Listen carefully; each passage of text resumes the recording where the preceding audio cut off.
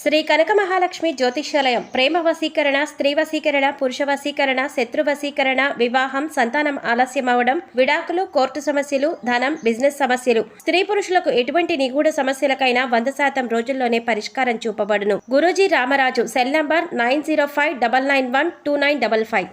ఓం శ్రీమాత్రే నమః. ఛానల్లోకి స్వాగతం అండి. ధనుసు రాశి వారు జాగ్రత్తగా ఉండవలసిన సమయం వచ్చింది. ఆగస్టు 29న మీ జీవితంలో ప్రళయం రాబోతోంది. అయితే మీరు చేస్తున్న తప్పు ఏంటి, ఎందుకు ఈ పరిస్థితి ఎదురవుతుంది, అలాగే ఈ విపత్తు నుంచి ఎలా బయటపడాలి, మీ తప్పును ఎలా సరిదిద్దుకోవాలి, అలాగే ఈ సమయంలో మీరు చేయవలసిన దేవతారాధన పరిహారాలు ఏంటి అనే అంశాలను ఈ వీడియోలో మనం వివరంగా తెలుసుకుందాం. కానీ అంతకంటే ముందుగా మీరు కనుక మన ఛానల్ని ఇప్పటి వరకు సబ్స్క్రైబ్ చేసుకోకపోతే సబ్స్క్రైబ్ చేసుకుని పక్కనే వచ్చిన బెల్ ఐకాన్ నొక్కి ఆల్ సెలెక్ట్ చేసుకుంటే మేము ఇలాంటి వీడియోస్ అప్లోడ్ చేయగానే ముందుగా మీకు నోటిఫికేషన్ వస్తుంది. ఇక వివరాల్లోకి వెళ్తే, మీ జీవితానికి అలాగే మీకు భవిష్యత్తుకు సంబంధించి ఆసక్తికరమైన అంశాలను కూడా ఈ వీడియోలో తెలియజేస్తున్నాం. అందుకోసం మీరు ఈ వీడియోని ఎక్కడా కూడా స్కిప్ చేయకుండా చివరి వరకు చూడండి. అప్పుడే మేము ఏం చెప్తున్నామో మీకు పూర్తిగా అర్థమవుతుంది.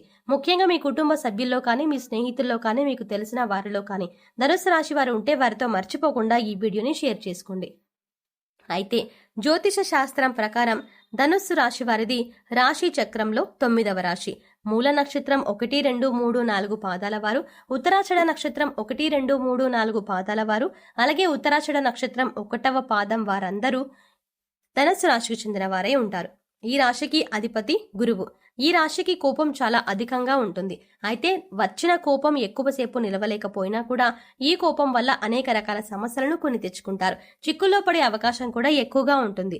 అంతేకాకుండా మీరు జీవితంలో ఒడిదుడుకులు, సమస్యలు కూడా ఎక్కువగానే ఉంటాయి. ఎన్ని ఒడిదుడుకులు, సమస్యలు ఉన్నప్పటికీ కూడా అధికంగా శ్రమపడి వీరు బాధ్యతలను సక్రమంగా నెరవేర్చి ఒక మంచి స్థాయికి చేరుకుంటారు. అనేక బాధ్యతలు మీరు నిర్వహించవలసిన పరిస్థితులు కూడా ఏర్పడతాయి. అయితే తమ బాధ్యతలు నెరవేర్చి ఒక మంచి స్థితికి చేరుకున్నా సరే మళ్ళీ తిరిగి వీరికి సమస్యలు వీరిని ఎత్తుక్కుంటూ వస్తాయి. ఇలా అనేక రకాల సమస్యలను వీరు ఎదుర్కొంటారు. ఇక ఒక రకంగా చూసుకున్నట్లయితే ఈ రాశి వారికి ఎటువంటి కష్టాలు ఉన్నాయి అని చెప్పనక్కర్లేదు. మానవ జీవితంలో కష్టం వెనుక సుఖం, అలాగే సుఖం వెనుక కష్టం ఉంటుందని ప్రతి ఒక్కరూ అర్థం చేసుకోవాలి. అయితే మిగిలిన రాశుల వారందరి కంటే కూడా ధనుసు రాశి వారికి కష్టాలు ఎక్కువే అని చెప్పుకోవాలి. ఎందుకంటే వీరి జీవితాల్లో కష్టాలు చూసుకున్నట్లయితే కొన్ని ముఖ్యమైన అంశాల్లో అనేక సార్లు నిరాశకు గురైన సందర్భాలు కూడా ఉన్నాయి. అలాగే ఈ రాశి వారు దయాగుణం, దానగుణం కూడా అధికంగా కలిగి ఉంటారు. ఈ కారణంగా ఎదుటివారు కష్టాల్లో ఉంటే చలించిపోయే మనస్తత్వాన్ని కలిగి ఉంటారు. ఇక వీరి దగ్గర సహాయం చేసే పరిస్థితి ఉన్నా లేకపోయినా ఎదుటివారు కష్టాల్లో ఉన్నామంటే మాత్రం ఖచ్చితంగా సహాయం చేస్తారు. అది ఆర్థికంగా కానీ, మాట సాయం కానీ ఖచ్చితంగా ఎదుటివారు కష్టాల్లో ఉంటే ఆదుకోవడానికి ప్రయత్నిస్తారు. అయితే వీరు ఎదుటివారికి ఎంత సాయపడినప్పటికీ కూడా వీరికి అవసరమైనప్పుడు మాత్రం ఎదుటివారు సాయపడడానికి అంతగా ముందుకు రారు. ఈ అంశం వీరిని మానసికంగా బాధపడుతుంది. అయినా కూడా వీరు సహాయం చేసే గుణాన్ని వదులుకోరు. ఎదుటివారి చేతిలో ఎంత మోసపోయినా మళ్ళీ తిరిగి వారినే నమ్ముతూ ఉంటారు. ఒక రకంగా ఈ రాశి వారు మానసిక దృఢత్వాన్ని కలిగి ఉంటారని చెప్పాలి. ఈ విధంగా మీరు మీ ధైర్యాన్ని కోల్పోకుండా ఉంటే కష్టం వెనకాలే సుఖం వస్తుంది అన్న విషయాన్ని గ్రహించాలి. ఇక మీ కింద పనిచేసేవారు అలాగే మీతో పనిచేసేవారు పదోన్నతులు పొంది మంచి స్థాయికి ఎదిగినా, ఆర్థికంగా పురోగతి సాధించినా కూడా మేము సాధించలేకపోయాము అనే బాధ మీకు కలగకూడదు. మీరు ముఖ్యంగా గుర్తుపెట్టుకోవాల్సింది ఏంటంటే ప్రతి ఒక్కరి జీవితంలో కష్టాలు ఒకే రకంగా ఉండవు.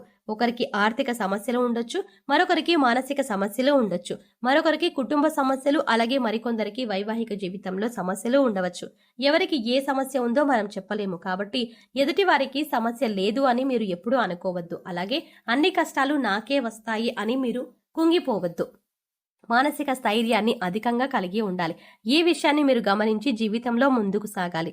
మానవ జీవితంలో కష్ట సుఖాలు అనేవి సర్వసాధారణం. అయితే గతంలో మీరు పడిన కష్టాలకి ఇప్పుడు పరిష్కారం అనేది లభించబోతోంది. శివయ్య అనుగ్రహంతో మీ ప్రతి సమస్యకి ఒక పరిష్కారం దొరుకుతుంది. ఇక ఈ రాశి వారి జీవితంలో రాబోయే ప్రళయం ఏంటి అంటే, మీరు ఒక సమస్య నుంచి కూడా ఇబ్బంది పడబోతున్నారు. పరమశివుడి యొక్క అనుగ్రహం ఉన్నప్పటికీ ఒక రోజునైతే మీరు సమస్యను ఎదుర్కోబోతున్నారు. ఆ రోజు ఏంటి అంటే కనుక ఆగస్టు 29. ఈ రోజున మీరు చాలా జాగ్రత్తగా ఉండవలసిన సమయంగా చెప్పుకోవచ్చు. ఎందుకంటే మీ భవిష్యత్తుకు సంబంధించిన ఒక ముఖ్యమైన అంశంలో నిర్ణయం తీసుకోవాల్సి వస్తుంది. ఈ సమయంలో మీరు కొన్ని నిందలు, ఆరోపణలు ఎదుర్కోవాల్సి ఉంటుంది. అయితే ఈ రోజున మీరు ఎదుర్కోబోయేటువంటి సమస్య ఏదైతే ఉందో అది మీ భవిష్యత్తు పైన తీవ్రమైన ప్రభావాన్ని చూపిస్తుంది. పొరపాటున మీరు తీసుకునే తొందరపాటు నిర్ణయం వల్ల మీ పైన నేరారోపణ చేయబడుతుంది. కాబట్టి ఈ సమయంలో మీరు చాలా జాగ్రత్తగా ఉండాలి. ఈ సమయంలో మీరు బయట వ్యక్తులతో కానీ ఇరుగు పొరుగు వారితో కానీ దురుసుగా ప్రవర్తించడం వల్ల, దురుసుగా మాట్లాడడం వల్ల, కేవలం మీ తొందరపాటుతనం వల్ల మీరు అనేక రకాల నిందలు, ఆరోపణలు ఎదుర్కోవాల్సి వస్తుంది. ఇందుకోసం మీరు మాట్లాడే ప్రతి మాట కూడా ఆలోచించి ఆచితూచి మాట్లాడాలి. లేదంటే చిన్న అంశంలో గొడవ కూడా పెద్దగా అవ్వడానికి దారి తీసే అవకాశం ఉంటుంది. అందుకోసం మీరు ఈ అంశంలో జాగ్రత్తలు తీసుకోకపోతే మాత్రం భవిష్యత్తులో మీకు ఇది ముఖ్యంగా గుర్తుండిపోయే అంశంగా మారిపోతుంది. అంతేకాదు మీరు జీవితంలో మర్చిపోలేని విధంగా ఈ అంశం మీ పైన ప్రభావం చూపిస్తుంది. ఇటువంటి ఒక ముఖ్యమైన సంఘటన మీ జీవితంలో కనిపిస్తుంది. కాబట్టి ఈ సమయంలో మీరు జాగ్రత్తగా ఉండాలి. ఈ సమయంలో మీరు మౌనంగా ఉండటానికి ప్రయత్నించండి. అలాగే దురుసుగా ప్రవర్తించకండి. ఈ రాశి వారికి కోపం అధికంగా ఉంటుంది. ఇక ఈ కోపం వెంటనే తగ్గిపోయినప్పటికీ కూడా మీరు అధికంగా కోపం ప్రదర్శించిన సమయంలో ఫలితం అనేవి మీకు వ్యతిరేకంగా రావచ్చు. అప్పటికే సమస్యలు మిమ్మల్ని చుట్టుముట్టొచ్చు. ఇక ముఖ్యంగా ఇటువంటి యొక్క సమస్యల నుంచి బయటపడడానికి మీరు దురుసుతనం అలాగే కఠినంగా మాట్లాడే స్వభావాన్ని మీరు తగ్గించుకోవాలి. అది మీ కుటుంబంలోనైనా, ఇరుగు పొరుగు వారితో అయినా, సన్నిహితులతోనైనా, అధికారులతో అయినా లేదా మీ ప్రియమైన వారితో అయినా మీరు సౌమ్యంగా మాట్లాడడానికి ప్రయత్నించాలి. అయితే ఇటువంటి విపత్కరమైనటువంటి పరిస్థితుల నుంచి మిమ్మల్ని కాపాడేది ఆ పరమశివుడే. అందుకోసం మీరు ఆ పరమశివుడి యొక్క ధ్యానం చెయ్యండి. ప్రతిరోజు కూడా మీకు సమయం దొరికినప్పుడల్లా ఓం నమః శివాయ అనే పంచాక్షరి మంత్రాన్ని చదువుకోండి. అలాగే రోజు మీకు వీలైనన్ని సార్లు మృత్యుంజయ మహామంత్రాన్ని చదువుకోండి. ఇలా మృత్యుంజయ మహామంత్రాన్ని చదువుకున్నట్లయితే కనుక మీ జీవితంలో ఎదురయ్యే ప్రతి సమస్యకు కూడా ఆ పరమశివుడు వెంటే ఉండి పరిష్కారాన్ని చూపిస్తాడు. అంతేకాదు పరమశివుడి యొక్క అనుగ్రహాన్ని పొందుతారు. ఎందుకంటే మీ జీవితంలో ఎటువంటి సమస్య మీ దరిదాపుల్లోకి రాకుండా శివయ్య కాపాడుతారు. అంతేకాదు శివుడికి నీళ్లతో అభిషేకం చేసినా సరే బోలాశంకరుడు చాలా సులువుగా మిమ్మల్ని అనుగ్రహిస్తాడు. అయితే ప్రతి సోమవారం కూడా శివాలయానికి వెళ్లి శివాలయంలో దీపారాధన చేయడానికి ప్రయత్నించండి. ఆవు నెయ్యితో కానీ నువ్వుల నూనెతో కానీ దీపారాధన చేసి ఒక బిల్వ పత్రాన్ని సమర్పించండి. ఒకవేళ మీకు గుడికి వెళ్ళడానికి కుదరకపోతే మీ ఇంట్లో ఉండే శివలింగానికి బిల్వ పత్రాన్ని సమర్పించి నీటితో అభిషేకం చేయండి. ఈ విధంగా శివుడిని పూజించినట్లయితే శివయ్య మిమ్మల్ని కష్టాల నుంచి బయటపడిస్తాడు. మీరు రాబోతున్నటువంటి ప్రళయం నుంచి కూడా బయటపడేందుకు మార్గం తెలుస్తుంది. అలాగే మీకు ఉన్నంతలో దాన ధర్మాలు చేయడం మంచిది. దాన ధర్మాలు చేయడం వల్ల ఎంతో పుణ్య ఫలితం లభిస్తుంది.